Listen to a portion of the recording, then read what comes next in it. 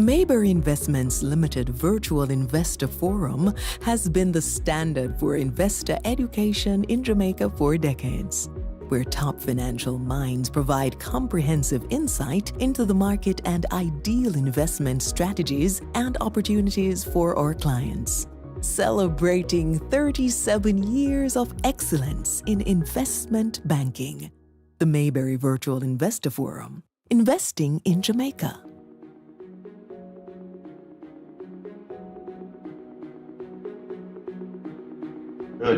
Good evening, ladies and gentlemen. Welcome to yet another Mayberry Investor Forum. I'm your host, Dan Theok, Senior Vice President of Investment Banking. And today we'll be talking about Caribbean Producers Jamaica Limited. With us, we are joined by Mark Hart, the Executive Chairman, and Tom Tyler, the Co-Executive Chairman. Welcome, Tom and Mark. Thanks for being with us. Thanks, Dan. Nice being with you, Dan. Very good. Good evening, everybody. Additionally, I'd like to send my apologies for our CEO and Chairman, Chris Berry, and Gary Parrott, who unfortunately will not be able to join us today. If you're a fan of the content, don't forget to subscribe and stay up to date with all of our uploads. Be sure to hit the bell to receive notifications. We publish videos like this just about every week. And if you're looking to embark on your very first investment journey, take that first step with Mayberry Investments Limited. Follow us on social media today to get started. Great. I want to tell you guys a little bit about CPJ before we do the formal introductions. So CPJ's major business model includes food and beverage wholesale and the distribution of non-food supply distribution and the delivery of fresh meats and juices. Since 1999, the company has been producing juice concentrate and slush for the hotel sector. It subsequently moved into retail commerce under the Carryburst brand. CPJ debuted on the Jamaica Stock Exchange on July 20th, 2011 as a part of their plan to grow into new enterprises and markets. In 2014, the company formed CPJ St. Lucia, a joint venture with the Dubé family, the former owners of the Dubé Bottling Company. CPJ St. Lucia began operating a 25,000 square foot warehouse in Castries as a food service distributor, selling products including produce primarily to the St. Lucia tourism sector. CPJ provides specialized services such as beverage systems, merchandising, and its CPJ market. Let me tell you a little bit about the gentleman we have with us today, starting firstly with Mark Hart, who is the Executive Chairman of CPJ. He brings to the company his years of experience and management, and this comes as no surprise as he previously served as its CEO from 2004 until early 2011. Mark began his career at the Hart Group of Companies in 1982, eventually becoming the chairman and CEO in 1997. He's a founding shareholder of CPJ, which is a company currently listed on the JSE. Now, Tom Tyler, Tom's also a founding member of CPJ. Mark and himself formed the company, of course. And he served as the CEO from 2011 to 2016.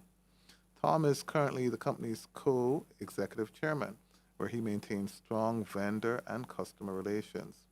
Following his education at the University of South Florida, Tom joined his family business called Caribbean Producers, and that company specialized in the supply of furniture and equipment to the hospitality sector across the Caribbean. He later had the vision to create an integrated distribution company, and that led to the formation of CPJ, which he co-founded with Mark in 1994. So once again, Tom and Mark, thanks so much for being with us. Thanks for inviting us, Dan. Good deal. Well, first up, I want to start with my own independent review of the performance of CPJ for the 9 months ended March, and then thereafter we will jump into some Q&A. We've got some exciting Q&A, folks. And I want to thank you guys for all tuning in and the subscribers and the views. We're getting up to 10,000 views, and it's great. And we're getting views from all over the world. I especially want to welcome folks from Toronto. You know yourselves. Okay, so first up, I want to do the review of CPJ third quarter results. And then, as I said, Tom and Mark will jump into a little bit of Q&A. And, of course, folks, I want to declare our interest. So Mayberry, through its subsidiary MJE, is a top 5 shareholder in CPJ. We own about 20%.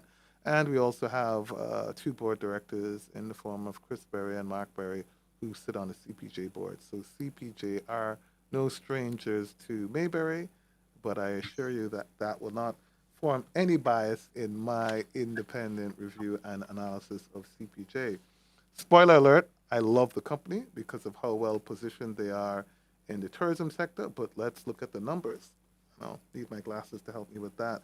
So for the 9 months ended March 2023, we see revenues up by 24% to 107 million US dollars, and all of the numbers presented are in US dollars because it's a company that earns a substantial amount of its revenues in US dollars, and its functional currency is the US dollar. So revenues up by 24%, gross profit up to 31.7 million, up by 15%, and that's a gross profit margin of approximately 30%. Selling and administrative expenses up 34% to $19.6 million. So we see the SG&A outpacing the growth in revenues, and we'll definitely be asking a few questions about that. The net result of that was a fall in the operating profit to $7.5 million, despite 24% growth in revenues. And then the final net profit attributable to shareholders of $3.5 million, a 47% fall from the prior year. Interestingly, this net profit margin is a 3.6% net profit margin compared to 7% in the 9-month period before, and roughly 6.5% for the full year's audit. So definitely seen a little squeeze on the net profit margin, and we'll be talking a bit about that to have a better understanding of that. Pretty good interim results, good MD&A. So when you read through that, one of the first things we recognize is they did take a $1.4 million extraordinary hit in relation to some long outstanding assessment in relation to duties, which they settled with the Jamaica Customs. So there is $1.45 million of non-recurring expenses that impacted this bottom line. So if you adjusted for that, you'd probably have a $5 million profit and a 5% net profit margin. So still not quite 7%. And once again, we'll be talking a little bit about that. The asset side, good growth in assets, 10% growth in assets, up to 86 million US dollars. And taking a deeper dive into the assets, it's good to see an asset-rich company. So they've got 40 million US dollars in inventories, which represents about 100 days of inventories, $18 million in receivables, which is a good improvement on their collection in receivables from 60 days now down to 45 days, and 20 million US dollars in PP&E, or right of use assets. Additionally, they have total net debt of about 20 million US dollars. And when you consider that their EBITDA is about 16.5 billion, it means their debt to EBITDA ratio is about 1.2 times, so well under 3 times. So, and also with shareholders' equity up 34% from 22 million to 29.8 million. Again, you can appreciate the total net debt of 20 million is less than their equity of 28 million, so less than a 50-50 ratio in terms of debt to equity. So by all standards, they're carrying a healthy level of debt, making reasonably good profits, 3.6% profit margin. I'd like to see that get up to 6 or 7%. We'll definitely be talking about that. But all in all, it's great to see the company continuing to do well coming out of the pandemic. Last year, turning a largest profit ever in their history at $7.7 million for their year ended June. So that was to June 2022, 7.7 million. And here we're seeing in the 9 months thereafter at $3.5 million. So we'll talk a little bit about expectations for the full year. I think it's apparent to me that they're unlikely to get to 7.7 million. But I think when you make the adjustment for the extraordinary item, I'd be surprised if they didn't get to 6 million US dollars. And then we'll talk about the prospects for growth for CPJ with tourism coming back 100% and growing. Looking at the key statistics, we can see the share price is at $9.45, which translates into a 16 times PE. So that would be trading a little bit rich relative to the main market average of 10 times. But if you take out that $1.45 million extraordinary expense, you'd have an adjusted PE of 12 times, which I think is reasonable given the significant growth potential expected from CPJ. And I think you guys will agree with me after you've heard the discussions for today. Total market cap, $10 billion. And so CPJ, having listed in 2001, no, I got that wrong, 2011, have now matured. They're no longer under the junior market and benefiting from any of those tax breaks. In fact, last year, in last year's audited financial statements, we would have seen them experiencing full tax charges for the first time ever. And so this is the second year when they're facing full tax charges, which is why I'm using references from the main market in terms of discussing how I feel about CPJ from a PE perspective. Next slide. You can look at what's been going on with the profitability of the business, and we can see, throughout the pandemic, they really got hammered as tourism basically shut down for, 2 years. And I'd guess about 80% of their revenues come from tourism, so it was a big deal with the pandemic. Post-pandemic, what we're seeing here now is the 10th quarter in a row of profitability, albeit this last quarter being less than usual because it includes the netting of the $1.45 million extraordinary expense in relation to the customs duties assessment I mentioned before, which related to 2011 to 2016, I want to say. So it's something from 4 or 5 years that was being discussed, disputed, now fully resolved. And so we see that impacting the last quarter's profit. I expect them to be back to business as usual going forward, and we should start to see, in my view, quarterly profits of at least, close to $2 million a year, annual profits of at least $8 million a year, my expectations, and then see this business growing tremendously as we see hotels coming online, over 6,000 hotel rooms under construction, as we see tourism continue to grow. And again, we'll be talking a little bit about that so you guys can appreciate that. Next slide shows what's been happening with the trading in the stock price. And so this is my favorite stock in the last 2 years for sure. Throughout the pandemic, this stock traded at a low of $2, and you would be crazy if you didn't buy some at $2. Previously, prior to that, it had traded in the $4.55 space. I bought the stock 5 years ago at $4.50. And so when we saw it down at $2, we were saying, guys, this is a buy, especially at the tail end of the pandemic. I went and sort of tripled down on it at $4.50. And, within a year, it peaked at $20, $22, then traded back into the $14 space. And now, in the high interest rate regime, year to date, we see in general, most of the main market stocks pulling back by about 20 to 30% because of the high interest rates. And a lot of people are sort of holding and waiting. So you see lots of stocks out there this year trading down 20 to 30%, including giants like NCB and whatnot. And I, just like how I feel about NCB and many others, this is a stock, that I believe by year end that will trade back up by 20 to 30% as interest rates start to go down, as those 6,000 hotel rooms under construction start coming online, and as we see the revenues and profitability of CPJ growing substantially. So my independent views on CPJ, I still think it's a buy. I think it's a good buy at $9.45. I'm looking to see the stock up by 20 to 30% in the next 6 to 9 months. Well, that's it for me. Let's jump straight into our Q&A segment. Folks, I want to remind you, if you have any questions, feel free to send them to us, and we'll address them throughout the program. I've got some set questions I want to cover, and we'll have a nice interactive discussion. So, guys, what do you have for me? First question, can I see it on the board? Good. In your most recent financial filing, your selling and administrative expenses increased by 34%. Can you explain to us what caused that increase? Sure. Dan, first of all, I'm very happy that you made a nice pickup on your stocks.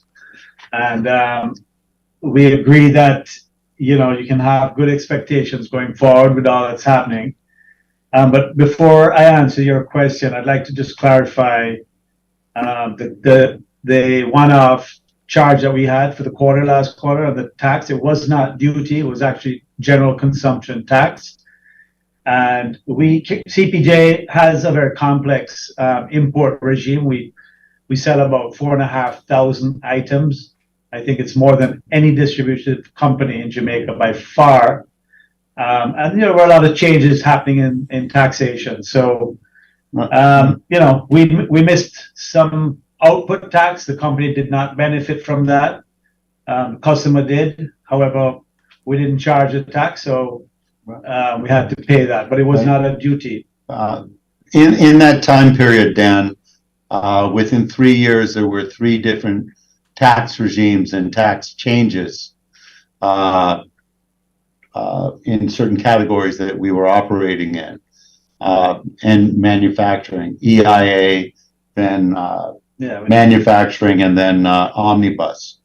And so there was a lot of changes. A lot of changes and complications. So, right. Unfortunately, we sort of got caught up. We didn't catch it, and we had to take care of it finally. No. Anyway, and then the other thing I wanted to just settle with you. You said the company has 20 million in debt, which, and in relation to our assets, you said it's not much, but the difference with a company like CPJ versus a typical distributor is that CPJ is a commodity trading company. Therefore, if you look at our payable, it's very low, right? So we make deals on commodities, and we have to pay sometimes long before the goods even get to Jamaica.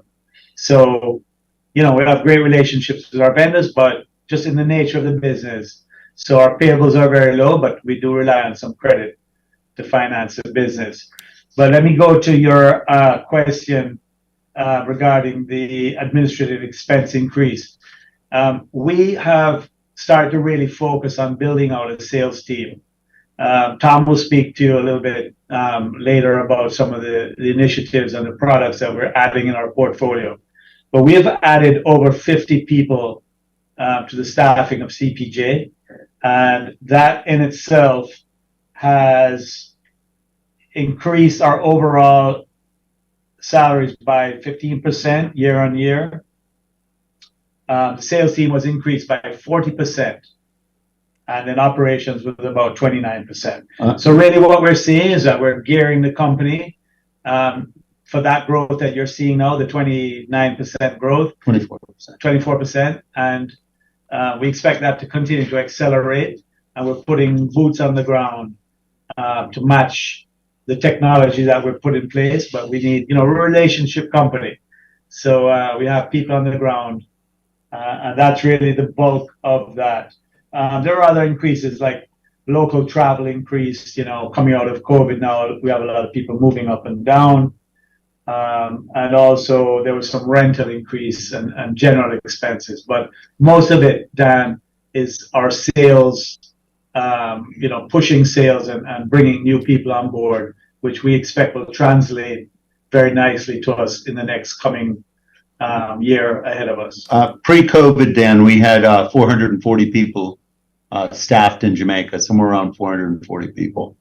During COVID, I think we took that down to about 280 people at the bottom when we were going through those bloody 15 months or 5 quarters of COVID. So coming out of COVID, obviously we were lean and tight, and now we've been staffing up, and that, as Mark said, we're increased our costs there.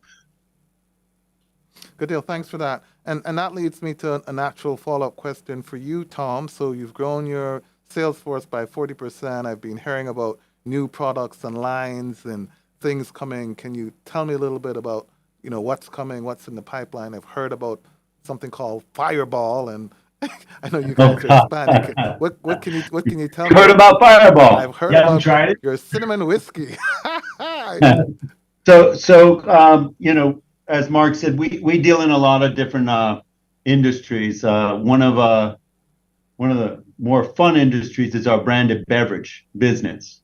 So in our spirits line, we've had great relationships. We've been with Bacardi for 22 years, Brown-Forman for 24, Remy for 20.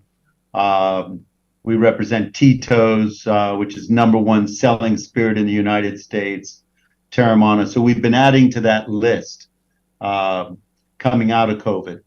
And recently we took on the Sazerac portfolio. which has the number 2 selling spirit in the United States, which is Fireball. It also has a liqueur line. It has Myers Rum, Southern Comfort, a full line of products. So just adding on top of our spirits line. So we expect some very strong growth in that category, our spirits category. In imported spirits, we are by far the number 1 importer of those type of products. Obviously, our wine line, I spent the last 6 months traveling sort of the world, went to Dusseldorf to Pro Wine. So we are adding some additional wine lines for the upcoming season, sprucing that up, making it more fun. We represent a brand called Josh, which is the number 1 selling California wine in the United States, does about 5.6 million. And now we picked up something called Bread and Butter, which is now in number 3 position in the U.S. as a California wine. So we're very excited about that, and we've expanded that team from 2 to 4 wine specialists. I think we'll go to 5 there to get full coverage. So tell me, Tom, how big is, so when I think of your business as a, business that's doing $120 million in sales, US, $10 million a month, I mean, give us a feel for, what's coming from the hotel sector versus retail, and maybe a few big categories. I mean, how big is wines and spirits and alcohols versus food versus beverage? Give me a feel for what makes up this $120 million of sales. So, okay, well, number 1, pre-pandemic, we went to market a little bit different than we're going post-pandemic, right? Okay. So we have our large institutional customers, which are the big hotels, which we're the best at that. Then we have our on-trade, bars, restaurants, local type of what we call on-premise. Then we have our retail trade. And then now we have our stores that we've built in Jamaica, right? CPJ stores. Yeah, excuse me? CPJ stores. CPJ stores, CPJ markets. So our mix has changed. Okay. Our model has actually changed. Coming out of COVID, we learned we wanted to swing it to the other side. So I would say we're 70-30 right now, but we're really making an emphasis to grow on the local trade with our branded beverage and other products. And I think we'll continue to focus on having a better mix of local compared to on-premise. Now, saying that, with what's to come with on-premise, our on-premise business is going to grow as well. I mean, 6,000 rooms. 6,000 rooms are coming. And we can talk about that a little bit later. We have a timeline on when they're going to hit and how that's going to affect our business. So tell me, Tom, it's a good time to ask the question. There are 6,000 hotel rooms under construction. You're doing about $120 million of sales currently, $10 million a month. I expect those hotels to all be online in the next 2 years. What could this mean for your revenues in 2 years' time? Could you give me your best guesstimate as to how your $120 million in revenues could potentially grow? Number 1, they won't be on in the next 2 years. Okay, so let's not hold our breath on that. Obviously, Sandals did an amazing job on Dunn's River and reopening 250 rooms that were taken out of the system. Right. And obviously, Sandals has plans to extend that to another 250 at Dunn's River. So how much do you expect in 2 years, and how's that going to impact your revenue? Well, what's going to happen? The next wave will be Princess Hotel. That'll be first quarter of 24, and Rio will be first quarter of 24. So we're going to catch that on the back of our next physical to get business from that. That'll be about 1,800 rooms. 1,800 in the next year. Okay. Yeah. So about 1,800 rooms that'll come on in 24. Good deal. I would say that's 10 million. Yeah, it's about 10 million in sales. 10 million per annum. The 6,000 rooms, we can equate to about $30 million in additional revenue. Got it. Just organically from the growth of the rooms. Got it. Yeah, go. You have a question? No, I said got it. Yeah. So 30 million roughly Yeah. from the Right. from But the I think from the 6,000 that's all rooms. going to take until 25 to 26 to all be said and done on the 6,000. Now there's more behind that 6,000 that we're hearing about. So it could be 10,000 rooms by 26, 27. And Dan, what also is happening is a phenomenon in Airbnb right now, right? Yeah.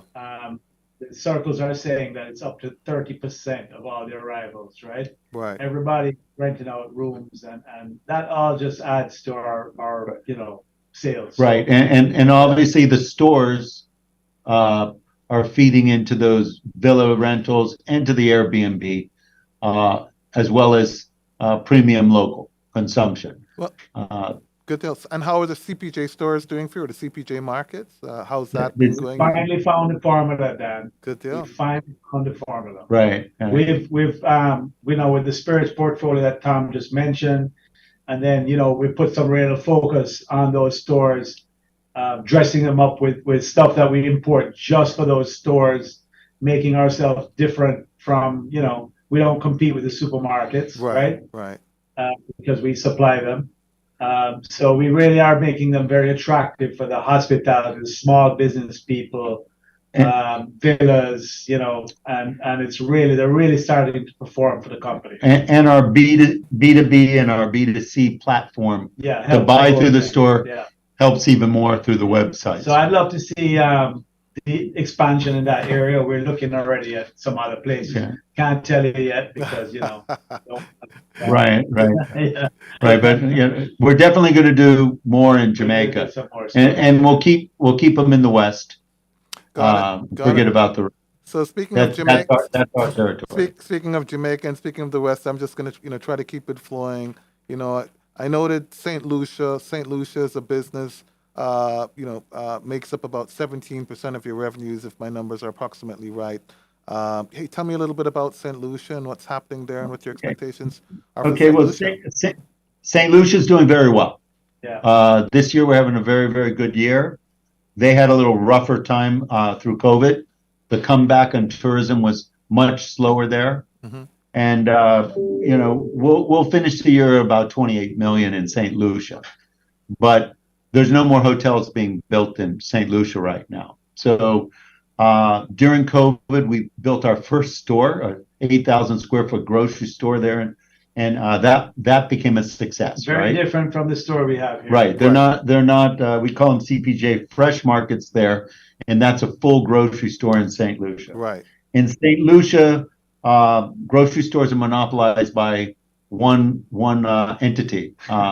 They have 13 grocery. We won't say who it is. They have 13 grocery stores. I would guess Neil and Massey, but I could be Right. Right. Yeah. So they have 13 grocery stores there. Right. And we don't supply a lot. We don't supply them. They basically import and do their own thing there. To compete. So we are doing now in CapEx.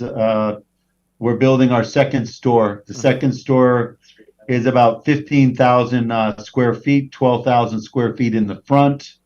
It is in the most amazing location. It's been brand new building. 428 parking spaces. Wow. And we believe that store will do about 12 million a year, 12 to 14 million a year. Wow. So take 28 and add 14 on top of it.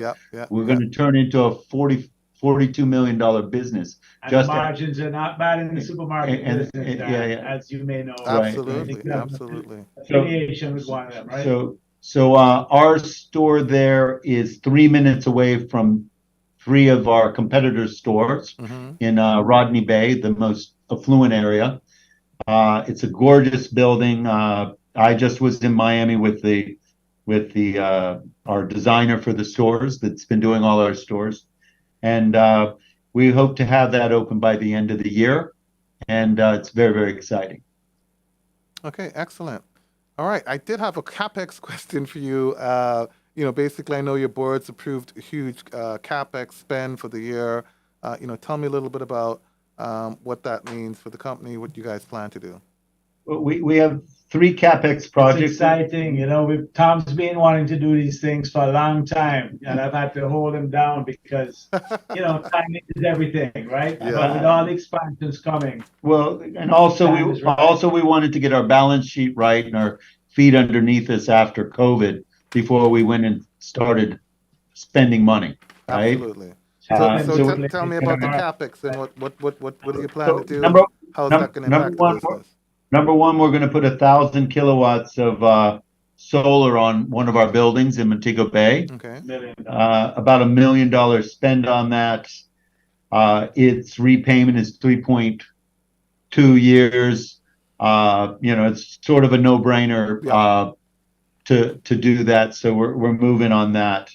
The second is we built our processing facility, and it's 12 years old, and we has a little age on it. So we're spending about $2.5 million in upgrading a lot of equipment, and we think that we will be able to produce about 3 times as we're at cap on production. So I mean, we're having to turn away business right now because we can't produce any more out of our plant. And we believe that we can generate out of the same footprint 3 times as much poundage as we do right now with what we're going to do with automation and equipment. So that project's in process. I would say that'll be done first quarter of next year, 24. That will also give us the capacity to export. When we first built the plant in the early days, before we, you know, we're at full capacity locally, we exported product. So we're excited about that, so we can export back into the CARICOM.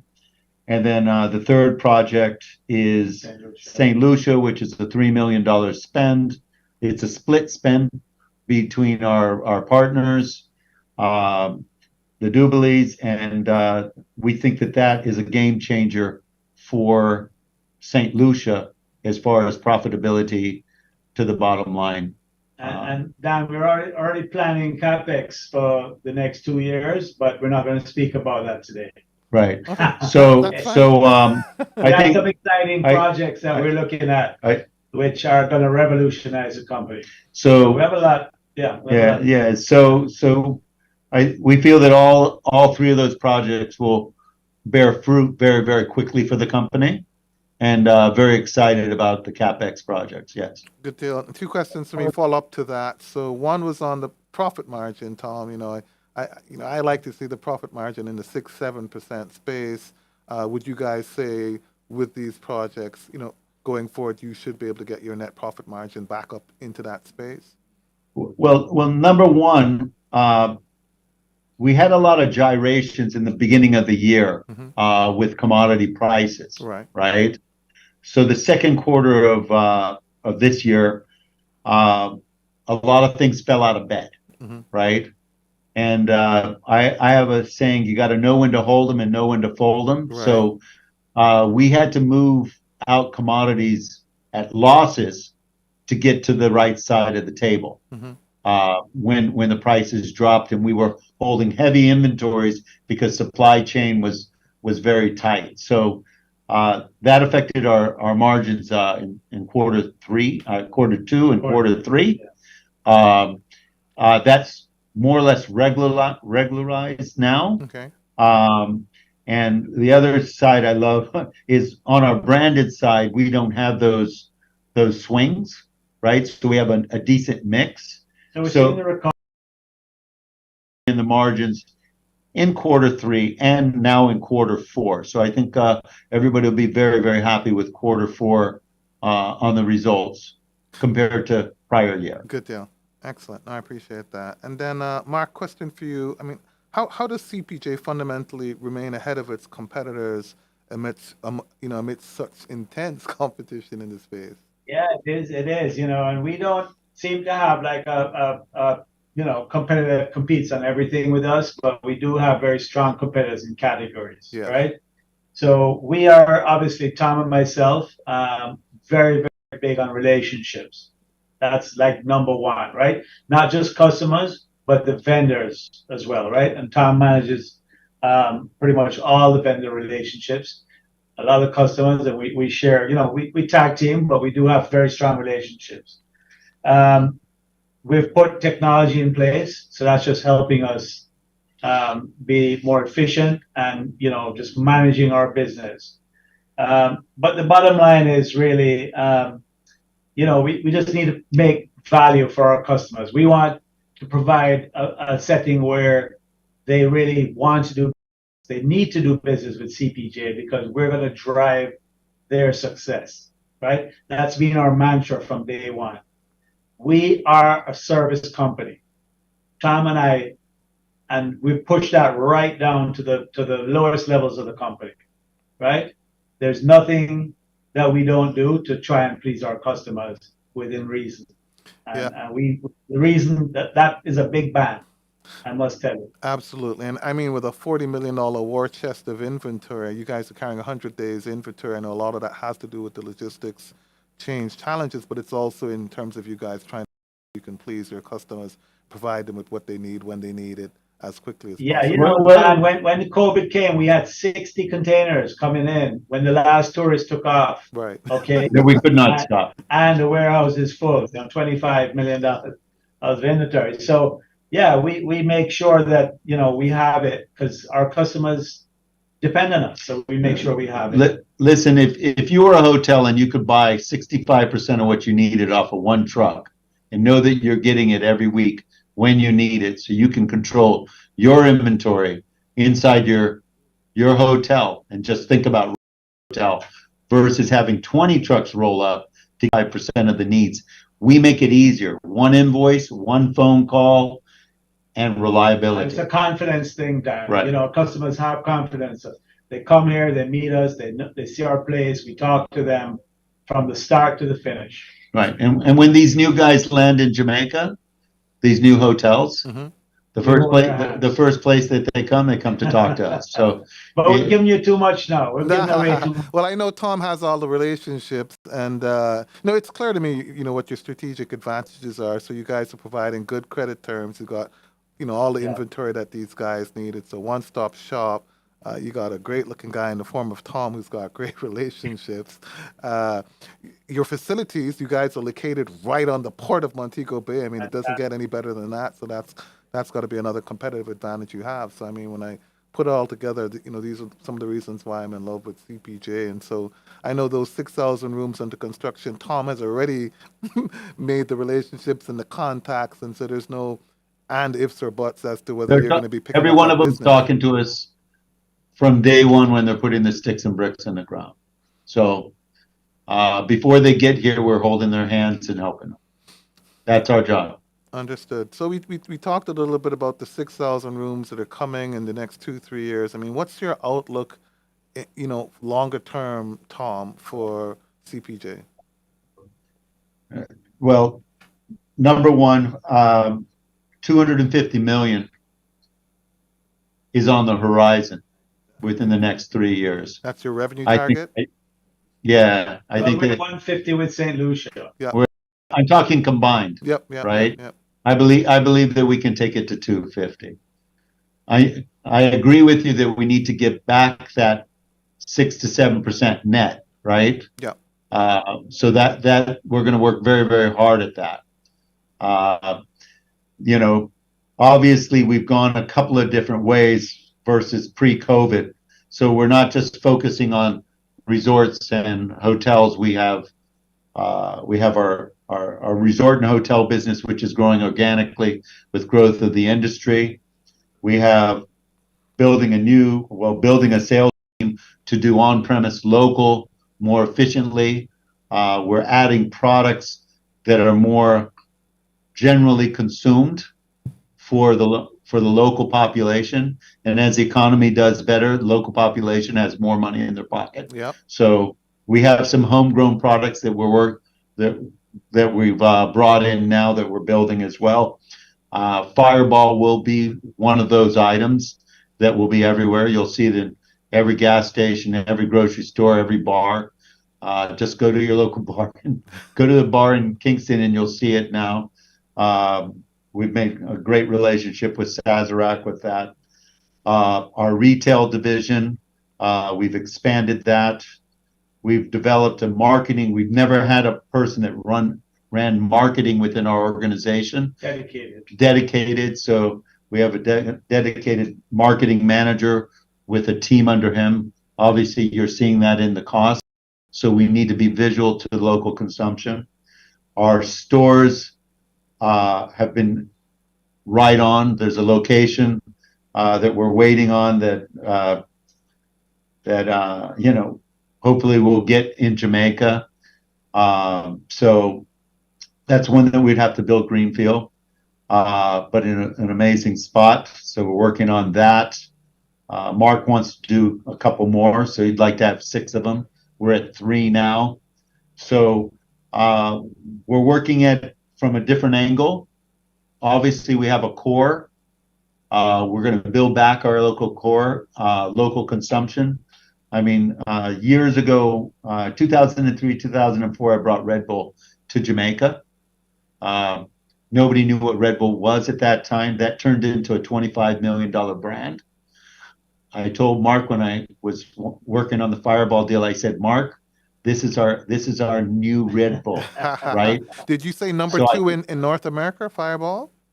Fireball is number 2. We represent in the top 5 spirits brands in America 4. Number 1 is Tito's vodka, which we do a great job with, but it's expensive for, you know, broad distribution. Upscale, yep. Fireball in the U.S. just jumped to number 2 spot.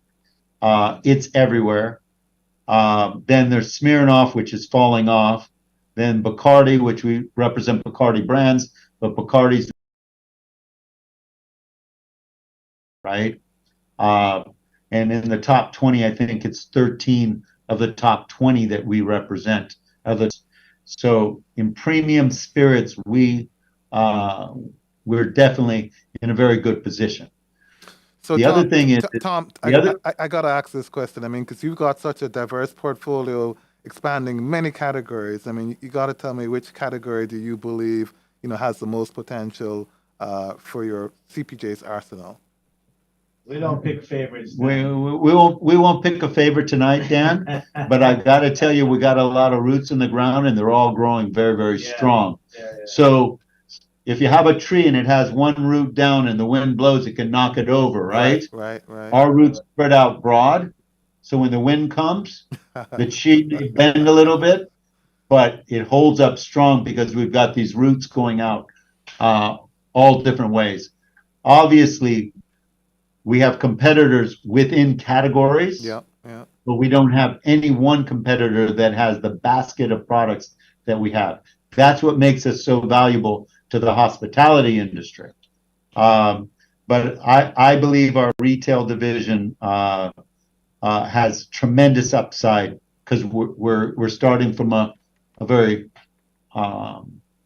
lower base, right? We don't want to be commodity.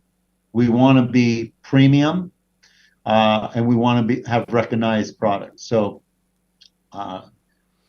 okay, good deal. I appreciate that. Last one for you, Mark, before I jump into social media, because the questions are coming in like crazy. We talked about the categories. We talked about CapEx.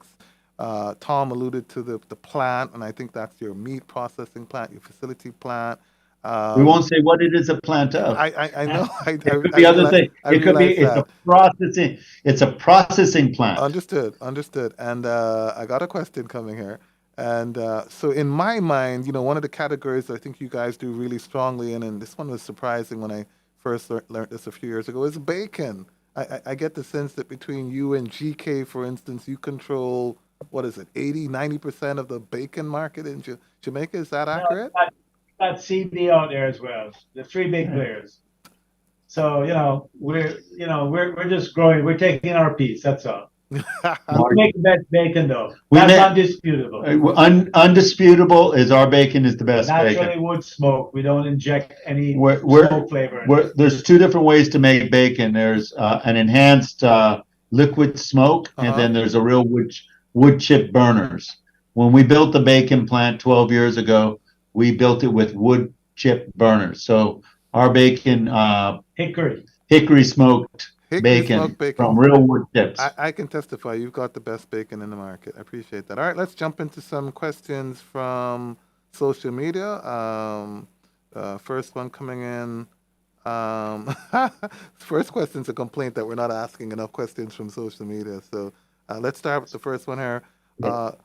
With stopover arrivals set to make dramatic increase in 2023, how is CPJ positioned to take advantage of this increase? Well, I think we've been talking about how we're taking advantage of it already. Yeah. I would say our key focus is to train and keep on training our staff and developing staff to be able to take on the additional business. We have the products, we have the location, we have the operation, we have the systems in place for the first time.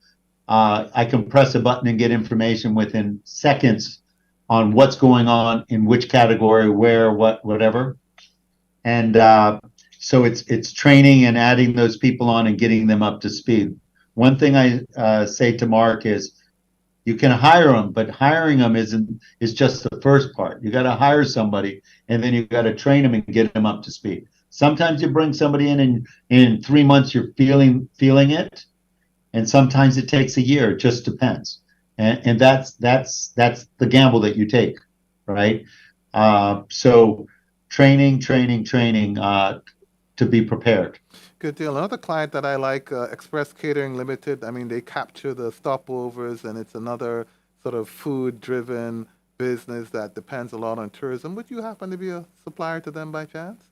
We're a very big supplier to them. You should go to any one of their locations, and you'll see a Fireball shot machine. Yeah.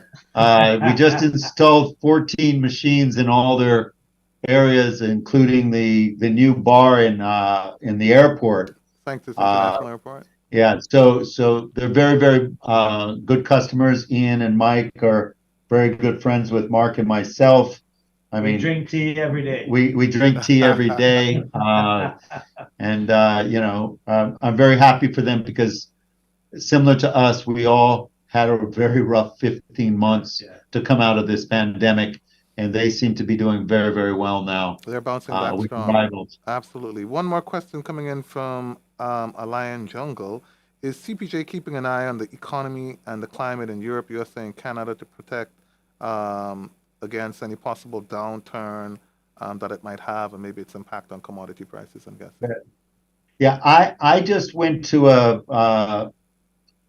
an event in St. Louis, Missouri, not my favorite place.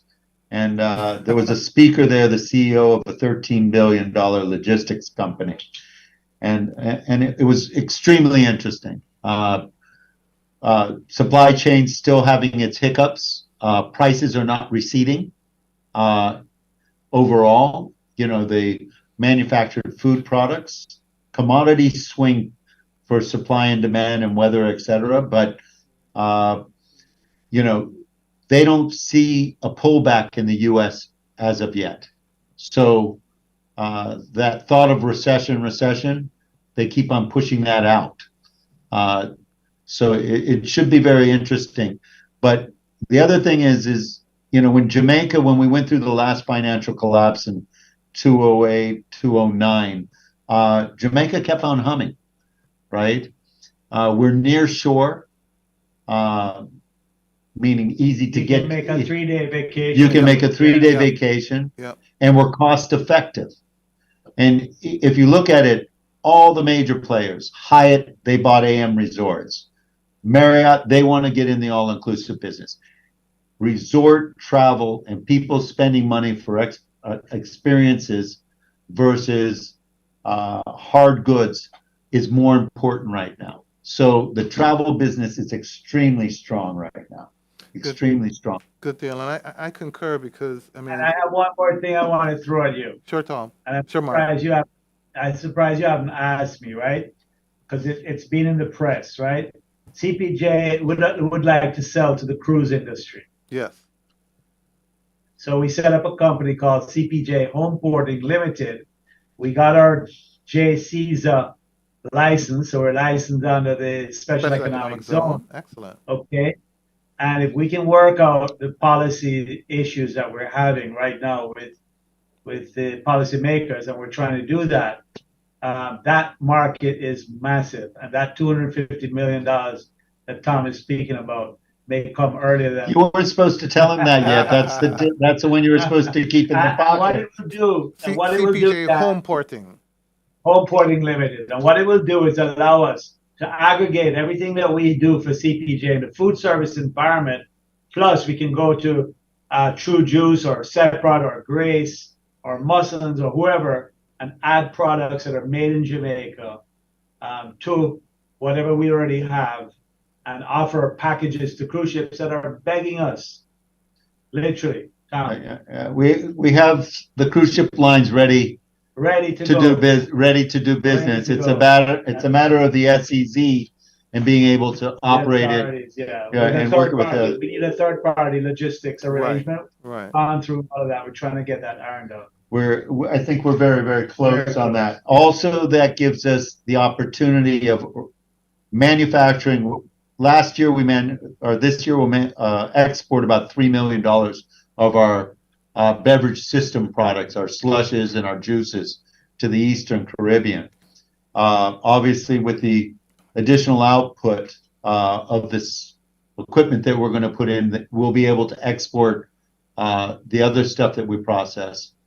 And if we can add also to export items that we bring into Jamaica from all over the world into that package, we could be an exporter or a transit point for the Eastern Caribbean, which could make a big difference in our business. Absolutely. So it's something that we're working on. Great. Well, sounds like exciting things ahead. I got one more question coming in from social media, and it's the Tavares asking about, can we expect a raise in the near future? A raise? I think he means a capital market raise or the debt raise or an equity raise. Yeah. I mean, we had planned to do a major acquisition prior to COVID, and then it dragged into COVID, and then the whole financial markets went upside down, interest rates unprecedented, high, and we were going to do a combination of a capital raise. The market right now is not great, Dan. I mean, I know you guys went out and raised a lot of money, but that's a lot of short-term sort of finance type money. We don't have the appetite for those kind of rates, unfortunately. So we'll wait a little bit to see how the markets are going, and then we'll come in. One thing I have to say is when you're not asking for money, that's when people want to come and give it to you, right? So, but definitely there's something in the near future. We're just watching the markets right now, Dan. No, understood. But you got your capex for the next year covered. There's no need to finance that. We're using internal, and the banks are being very supportive as well. Understood. Right. And we don't have an appetite for double-digit interest rates. No. We don't have an appetite for high interest rates. Understood. And I have a feeling, 6 to 9 months, we're going to see interest rates coming down substantially, which you guys will benefit from as well too, in terms of your $20 million of financing. So, yeah, I think that's a good strategy. Let's focus on building out the capex over the next year from the internal resources, growing the business, and it sounds like there's great growth coming. And over the next 2 years, with the hotel rooms coming online, plus these additional products, I've really got to go try me some Fireball, Tom, to see if this what is it again? Cinnamon whiskey, to see if this cinnamon. It's a cinnamon whiskey, yeah. Yep. Yeah. I'm definitely gonna be trying me some of that cinnamon whiskey. It's very smooth. I'll be trying it. Well, good deal. Well, Tom and Mark, I really appreciate you guys giving us some insights into what's happening over at CPJ, and I've got to think that my listeners are going to agree with me that this is a business that's poised for growth, very critical to the tourism sector in Jamaica, and tourism's sort of critical to our overall economy. And you guys are just, purveyors of choice. You've got such a wide range of goods and services, foods, beverages, liqueurs, etc., that it just makes sense for the hotels to be working with you. And I know you've built these relationships over 30, 40 years, and you've been doing this for a very long time. So thanks for what you do, and we look forward to improved returns. I'm really looking forward to Q4 numbers, which is your final numbers. So we expect to see those in August, and hopefully we'll have you guys back later on in the year to talk about the great Q4 that was. And, we're definitely going to always be We're cheering for you looking guys. forward to it too, Dan. Thanks for the support. Thank you and, for the thanks support. for your audience's support. Always, And always, we're always. Yeah. to deliver. And Yeah, Tom and I have a bet that the stock's going to be north of $14 by the end of the year. So it'll be interesting to see how that plays out. I think it's going to happen. Listen, Observer Awards, flamethrowers or blowers, Fireball. Be there Oh, great. or be there. Come to CPJ. Come to CPJ booth. You'll know all about Fireball that night. Absolutely. Look forward to seeing you guys there. Well, folks, that's all the time we have for today. And that brings our discussions to an end. I'd like to thank our viewers as usual for turning in and for their support as usual. Big thanks to Mark and Tom for joining us today and for all the insights that they provided towards the programs. I'd like to thank you guys for your contributions, for your questions. To our viewers, be sure to look out for updates on our virtual investor forum by social media. We share all things forum related on our social media pages, so please check that out. Don't forget to subscribe to our YouTube channel, Mayberry Investments Limited. And remember, wise investors, to keep safe, and slow and steady wins the race. And goodbye, everybody. Thanks for tuning in. Appreciate you.